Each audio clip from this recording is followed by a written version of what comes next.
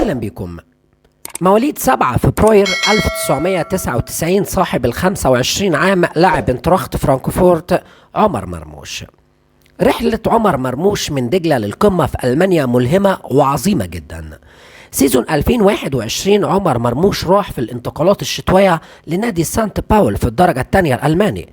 الحقيقة عمر عمل نصف موسم خرافي معاهم، وكان أعلى مراوغ في دوري الدرجة الثانية الألماني برصيد 67 مراوغة بمعدل مراوغات 3.9 مراوغة في الماتش الواحد. نسبة نجاح المراوغات 53%، وساهم ب9 أهداف، مسجل 7 وصنع هدفين. مع شتوتجارت كان رقم 14 في البوندسليجا من حيث معدل المراوغات الناجحة برصيد 44 مراوغة بمعدل 2.5 مراوغة في الماتش الواحد.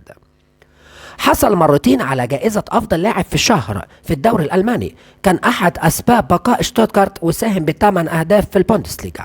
السنة دي عمل موسم عظيم، تاني هدافي دوري المؤتمر الأوروبي ب4 أهداف. مساهم ب14 هدف في الدوري الألماني هذا الموسم. من 3 سنين كانت قيمته التسويقية 750 ألف يورو، حاليا قيمته التسويقية 15 مليون يورو. بروفايل لاعب يلعب في أكبر الأندية في أوروبا. شابوه عمر مرموش.